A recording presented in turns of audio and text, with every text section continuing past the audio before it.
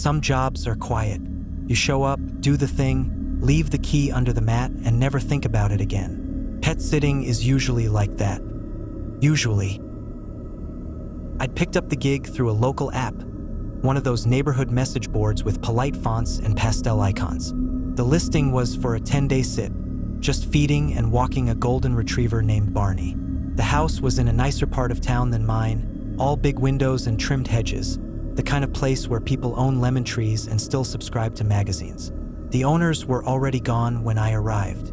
They'd left a note on the counter, a bag of dog food by the pantry, and a schedule typed out with Barney's routine in bold Comic Sans. Cute, straightforward, seemed easy enough. But the minute I stepped through the front door, I caught a smell that nearly made my eyes water. Bleach, sharp, chemical, covered up by something too sweet, like artificial lavender or those plug-ins you find in gas station bathrooms. It hit me like a slap. I gagged a little, wiped my nose, and figured, hey, maybe they just deep cleaned before heading out.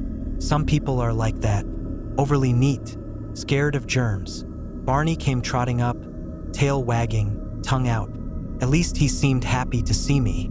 Still, that smell clung to everything. My clothes, my hair. I kept a window cracked most of the time, but it barely helped. It wasn't overpowering in every room, just near the hallway by the guest bathroom. That's where it was strongest. By day 3, I started avoiding that hall altogether. Something about it felt wrong. Not just the smell, but the silence. The air was always stale, like it hadn't moved in a while. I noticed the vent outside the bathroom door had duct tape stretched across it, like someone didn't want anything circulating in or out. Same thing under the door frame, sealed tight.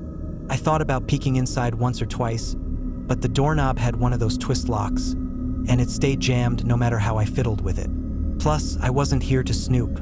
Just feed the dog and water the ferns, then leave. Barney, though, he didn't like that hall either. He'd stand at the end of it and stare toward the bathroom, ears perked, muscles tense. One night, he started growling at the door, low and soft, like something was moving behind it. I told myself it was probably just a smell, maybe mold or something rotting in the wall. I've lived in enough apartments to know weird odors come and go. Still, that didn't explain the cabinet. It was under the sink in the same bathroom, the one I couldn't get into. I'd spotted it in the corner of my eye once while walking past. A small door, painted the same pale blue as the wall, with a thick padlock across the front. I knelt down and gave it a tug. No give. I texted the homeowners just to be safe. Said something like, "Hey, noticed a strong smell near the guest bath. Everything okay in there?" No response. They told me they'd be in a remote area with spotty service, so I didn't think much of it. Until day 6. Barney wouldn't stop scratching at the bathroom floor that night. Not the door, the floor. He kept pawing at a specific spot right beside the sink, nose pressed to the tile like he was trying to dig. I called his name. He didn't even flinch. So I went over, knelt down, and pressed my hand to the tile. It was cold, but not just cold, colder than the rest of the floor. A perfect little rectangle of chilled ceramic right where he kept digging. I knocked. Hollow. I stared at it for a long minute. Then I got a screwdriver from the garage and started tapping at the edges, running the flat edge along the grout lines. And that's when I saw it. One of the tiles was loose, just barely. I pried it up. Beneath it, instead of concrete or insulation, was a gap. A shallow cavity, dusty, covered in drier lint and something like ash. And inside it, stuffed into a clear plastic grocery bag, was a pile of burned ID cards. Some melted beyond recognition, the laminate bubbled and warped. Driver's licenses, student IDs, a gym membership. Some of the faces were burned off, but the top one was mine. Not a copy, not a printout, my actual driver's license. Burned at the edges, bent. I stared at it for a long time. I couldn't even feel my heartbeat. I was so cold all over, it felt like I'd fallen into ice. I didn't sleep that night. I didn't stay. I grabbed my bag, clipped Barney's leash, and left. Drove straight to the police station and told them everything. Showed them the tile, the cabinet, the vent tape, the bag of IDs. They sent someone out that night. 3 cruisers, a detective, Animal control came to pick up Barney. I didn't even get to say goodbye. What they found under the cabinet, well, I only know pieces. Turns out that whole guest bathroom had been modified. The air vent wasn't just taped, it had been sealed with industrial caulk. The padlocked cabinet? It opened to a second crawl space. One big enough to fit a person. Maybe two. Inside were more bags, more ashes, and stains that didn't come from bleach. The homeowners? They never came back. The contact number on the app went dead. Their names didn't match the property deed. It was a rental under someone else's LLC. Fake leases, fake identities. Whoever they were, they'd been doing this for a while. Watching people, learning routines, hiding information in places no one would think to look. They must have found my ID at some point, copied it, and kept the original for, I don't even know why, as a trophy or a warning. All I know is they knew my name, they knew where I lived, and I don't think they ever planned to come back for Barney. I think they planned to come back for me.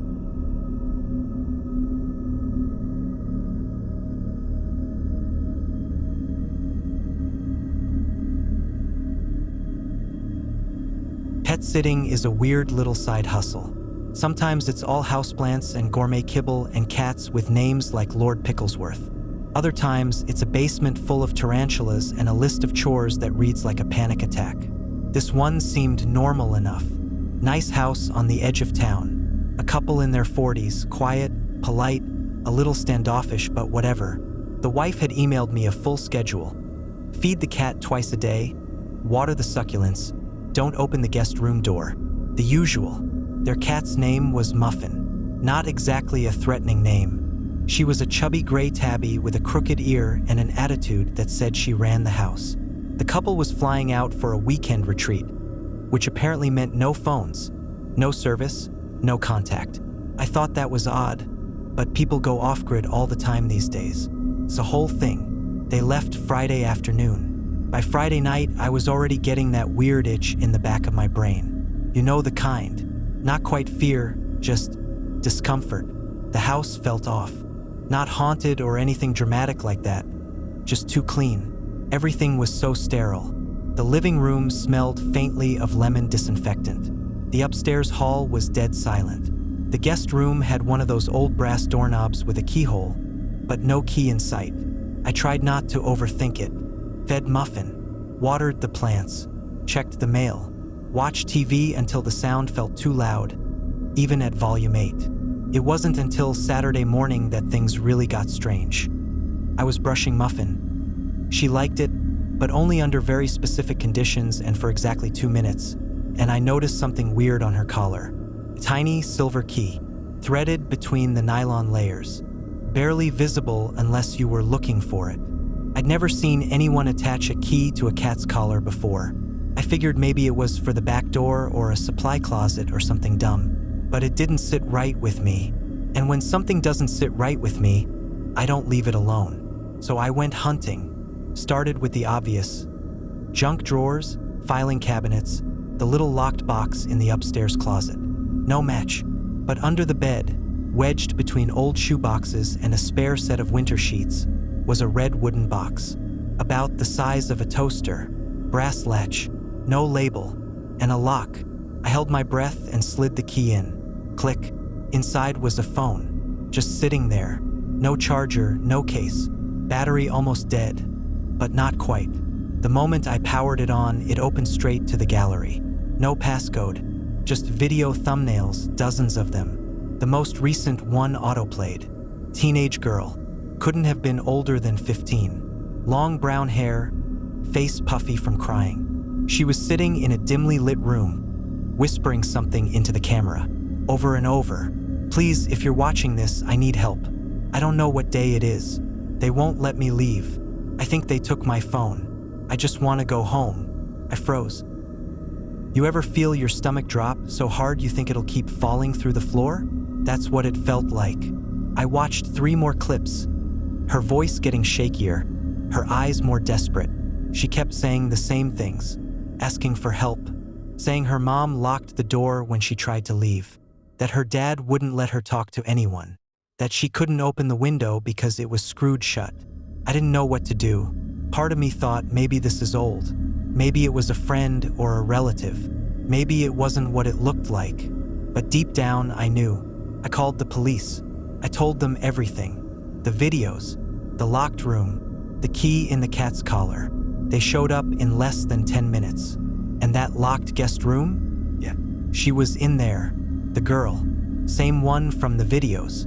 She wasn't hurt, not physically, but she was pale and thin and clearly hadn't been outside in a long time. When the cops carried her out, she was clutching Muffin like her life depended on it. They told me later she was the couple's daughter, their estranged daughter. Apparently, she'd run away months earlier and no one really noticed. Her school chalked it up to homeschooling, neighbors didn't ask questions, and the parents, well, they told everyone she was in a program, but she wasn't. She was here, trapped, hidden. They'd been keeping her inside that room, feeding her just enough, cutting her off from the world. I still don't know why. Some kind of twisted punishment, control thing. What still haunts me, though, is what the girl told the officers. She said she managed to sneak out her old phone one night while her parents were asleep. She couldn't get a signal, so she started recording videos, hoping, praying. Then she found an old red box and its tiny key, hid the phone, and then the key in the lining of Muffin's collar during a cuddle session, and waited. She didn't know who'd find it, just hoped someone would. That someone ended up being me.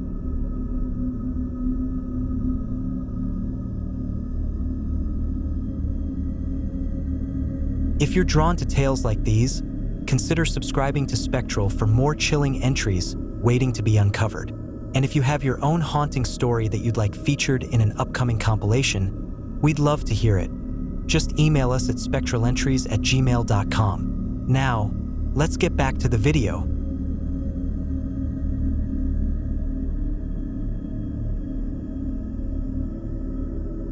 I've watched some weird pets in my time. There was a woman with 5 ferrets that wore custom sweaters. A guy who claimed his fish had seasonal depression. Once, I took care of a tarantula named Kevin who had his own Spotify playlist. But none of that prepared me for the house on Larchmont Avenue. It was a last-minute gig. Midweek, single overnight, paid in cash. The owner, a woman named Angela, found me through a friend of a friend kind of thing. We exchanged maybe 2 emails before she sent over the address and said she'd leave a key under the gnome. I should have known it'd be strange the second I stepped in. The place was spotless. I don't mean clean, I mean obsessively perfect. Rugs vacuumed in neat lines, not a speck of dust on the shelves, and every piece of furniture exactly centered like it had been measured with a ruler. There were 2 pets, a massive gray parrot named Odysseus and a fluffy white cat called Marble. Both were quiet, too quiet. Marble barely blinked when I came in, just watched me from the stairs like she was judging my soul. On the kitchen counter was a list of instructions. Not a little sticky note, no. A full, typed, single-spaced document. It was titled, in bold font, House Rules, Non-Negotiable. Now, I've seen some high-maintenance pet parents before, but this one had levels. Feed Odysseus exactly at 7 p.m. Not before, not after. Do not speak to Odysseus after 9 p.m. No lights after 10 p.m. None. Not even the bathroom light. Keep the bathroom mirror covered with the provided towel. And never let Marble see her reflection. Ever. That last one made me pause. I even laughed a little. I figured maybe it was some quirky superstition, like those people who think owls bring bad luck or that cats can see ghosts. I should have taken it more seriously. The first night went smoothly, honestly. I followed everything to the letter. Fed the bird. Tucked the mirror in the guest bathroom under the towel like it was sacred. Turned off all the lights at 9:59 p.m. and stumbled my way to bed with my phone flashlight. Odysseus didn't say a word. Not a single squawk, which I appreciated. Marble curled up outside the guest room door like a guard.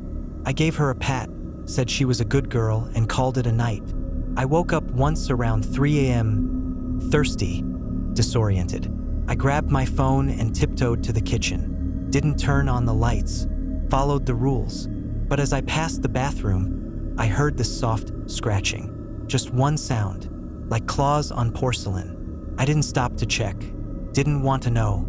I figured Marble was just being a cat. Weird hours, weird noises. But the next night, that's where things went wrong. I'd left a small hand mirror on the coffee table. Totally forgot about it. Didn't even think it counted as a real mirror. I'd been using it to check a weird sunburn on my jaw earlier that day and meant to toss it back in my bag. Anyway, I fed Odysseus on time, covered the mirror in the bathroom, turned off the lights at 10, settled in. Around midnight, I heard Marble meowing. Not her usual quiet little chirps, loud, sharp, like she was agitated. I got up, phone in hand, and followed the sound. She was in the living room, standing in front of the coffee table where I'd left my bag.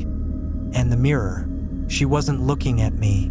She was staring down, at the glass, her ears flattened, her tail twitching in sharp, angry jerks.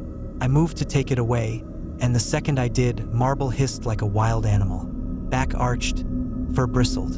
I'd never seen her like that.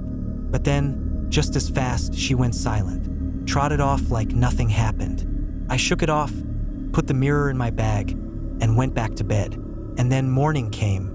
I walked into the living room to feed Odysseus and found him dead, sprawled on the floor beneath his perch, wings out, head at a weird angle. I froze. The cage wasn't open. Nothing was knocked over. No signs of a struggle. Just gone. I didn't know what to do. I texted Angela, told her something terrible happened. She didn't reply right away. I buried the bird in the backyard. Stupid, I know, but that felt like the respectful thing to do. I didn't want to just leave him there. Angela showed up around noon. She was weirdly calm when I told her. Not sad, not surprised, just kind of sighed. Said something like, "Yeah, that happens when you don't follow the rules." And that was it. She handed me the cash. Full amount, thanked me, and walked inside like we were done. No questions, no follow-up. I drove home in silence. Later that night, I couldn't stop thinking about what she said. That happens when you don't follow the rules. Like it had happened before. Like the rules weren't just quirks, they were boundaries, rituals. Maybe Odysseus saw something he wasn't supposed to. Maybe Marble did too. All I know is this: I haven't taken a pet sitting gig since. And the hand mirror? I smashed it to pieces, just in case.